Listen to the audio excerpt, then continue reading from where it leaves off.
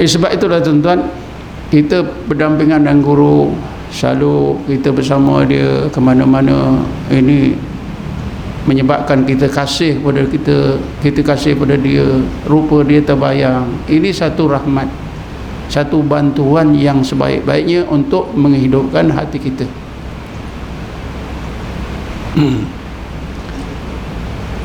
Jadi jangan ragu-ragu, bukan salah, tak salah, tapi memang Rabithah ini boleh menyebabkan seseorang itu terpesong. Terpesong boleh, sebab syaitan akan menggunakan pahaman kita itu, selewengkan pahaman kita itu. Macam mana? Akhirnya kita minta daripada guru kita, bukan minta daripada Allah Subhanahu wa ta'ala. Kan kita Kaabah itu kan cuma menghadap saja, membantu kita untuk khusyuk pada Allah. Adakah kita minta Kaabah? Wahai Kaabah, kau tolonglah aku. Tak ada. Kita minta kepada Allah Subhanahu wa ta'ala. Guru kita itu tak ada apa-apa. Jadi ada kemungkinan boleh menyebabkan seseorang yang kurang faham sesat.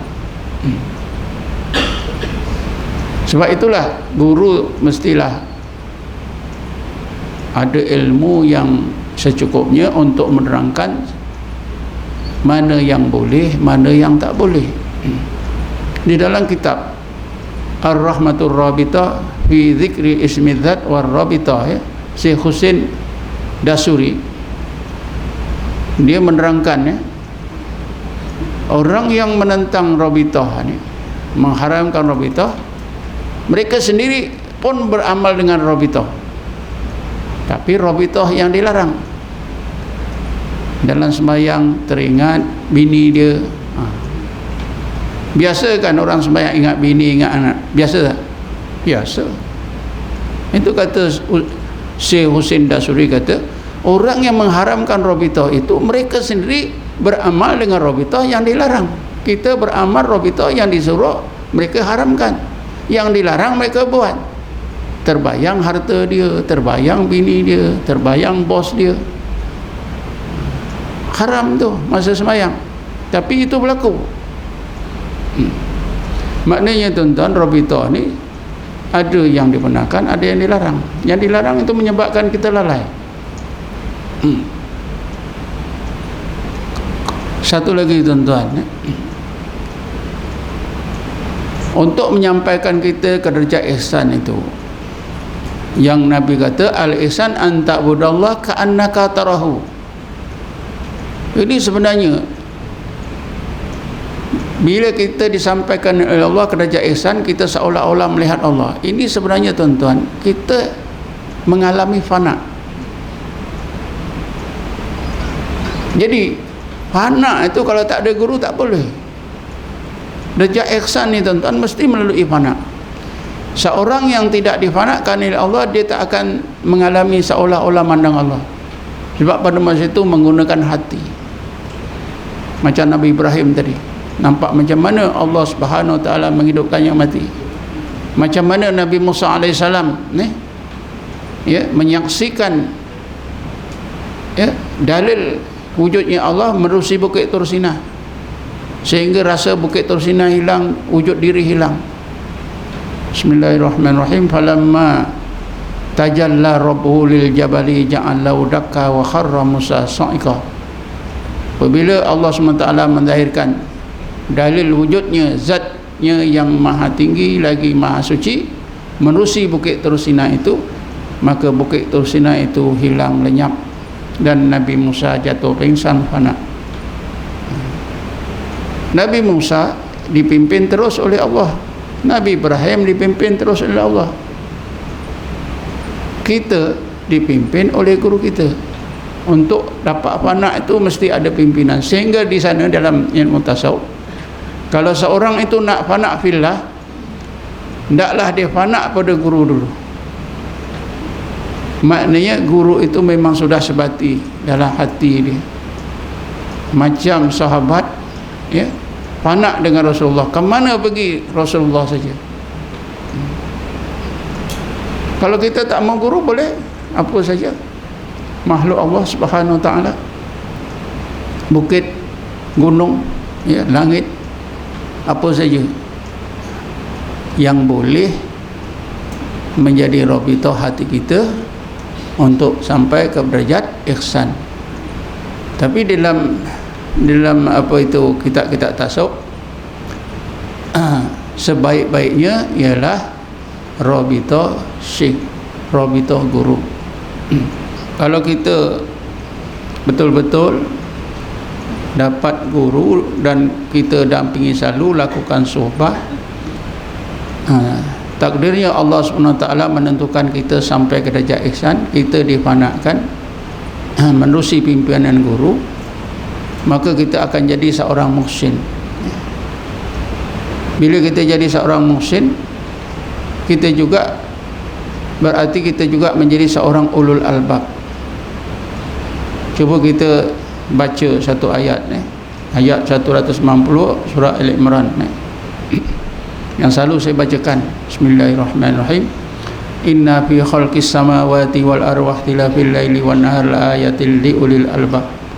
Sesungguhnya dalam kejadian Allah yang di langit dan di bumi, dalam peredaran masa malam dan siang, terdapat ayat-ayat Allah yang dapat disaksikan oleh pandangan hati ulul albab.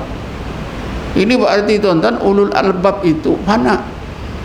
Tak fana, pandangan hati tak akan dapat melihat ayat-ayat Allah yang tersirat dalam kejadiannya. Jadi ulul albab itu difanakan oleh Allah. Pasal apa? Karena mereka dipimpin oleh seorang guru yang pernah fana, yang pernah difanakan oleh Allah. Di zaman Rasulullah ialah Rasulullah sendiri memimpin mereka. Sebab itulah kita nak ikut jejak langkahnya. Jadi seseorang yang belajar ilmu tasawuf dan tarekat, dia akan menempuh fana sekiranya dia ada guru yang didampingi selalu. Karena guru ini akan menjadi rabitah hati yang memudahkan orang itu difanakan oleh Allah, sehingga di sana disebutkan syarat-syarat seorang itu dapat fana, dapat kurnia fana daripada Allah. Pertama, orang itu sifat-sifat hatinya, sifat zahir dan batinnya sudah bertukar, sudah fana, sudah binasa. Sifat-sifat jahatnya sudah hilang. Yang ada hanya sifat-sifat yang baik saja, sifat-sifat mahmudah saja. Yang kedua, yang lain daripada Allah tak ada diingati. Ingat Allah semata-mata. Yang ketiganya, hendaklah ada pimpinan seorang guru mursyid. 3 syarat. Tapi Abu Qasim Junaidi Al-Baghdadi dia menyebutkan 2. Yang ketiga disebutkan oleh ulama lain seperti Ibnu Khaldun dalam kitabnya Sifat Usail li Tahdhibil Masail. Jadi untuk sampai ke tingkat ihsan, tuan-tuan, tadi sudah saya sebutkan, rukun Islam yang 5 kita amalkan, rukun iman yang 6 kita imankan. Tapi rukun ihsan yang 1, al-ihsan an ta'budallah ka'annaka tarahu fa in lam takun tarahu fa innahu yaraka, ini kita abaikan.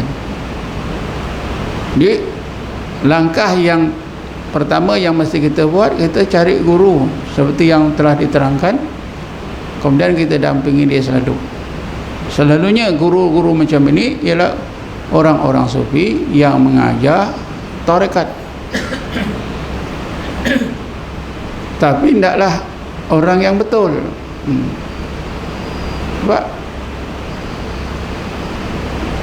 Sebab ramai juga yang tak betul. Jangan kita sangka asal orang Arab betul. Asal orang Arab betul, bukan, tuan-tuan. Syekh-syekh tarekat di kalangan orang Arab pun ada yang salah, ada tak betul. Bukan orang Melayu saja yang tak betul. Dia bergantunglah kepada sejauh mana ilmu yang ada pada mereka. Kalau ilmu mereka betul, insya-Allah betul. Yang pentingnya ialah ilmu orang itu, kepahaman orang itu betul. Kita kena telitikan tadi ya. Pertama hati, kedua ilmu, ketiganya kata Rasulullah akhlak dan amalan orang itu. Kalau betul, insya-Allah biar orang ini nampaknya tidak alim sangat. Orang-orang yang tak ada ilmu ni tuan-tuan, kadang-kadang kita lihat lebih alim daripada orang yang berilmu. Yang ini yang jadi susah. Kita perlukan seorang alim seperti yang digambarkan oleh Rasulullah, diterangkan oleh ulama tasawuf sebagai guru kita, yang selalu kita lakukan suhbah, kita buat hubungan yang erat dengan guru kita, kita dampingi selalu. Mudah-mudahan dengan cara itu kita dapat ditingkatkan oleh Allah daripada tingkat iman kepada tingkat ihsan. Seperti yang Nabi sebut, al-ihsan an ta'budallaha ka'annaka tarahu fa in lam takun tarahu fa innahu yaraka. Dengan ini berarti kita sudah berusaha bersungguh-sungguh untuk memenuhi tuntutan Allah supaya kita sampai ke derajat ihsan. Macam mana kita sudah sampai ke tingkat Islam, ke tingkat iman, karena kita sudah beramal dengan rukun iman, rukun Islam dan rukun iman, maka begitulah mudah-mudahan kita dapat menjayakan usaha kita untuk sampai ke derajat ihsan. Wallahu a'lam. Assalamualaikum warahmatullahi wabarakatuh.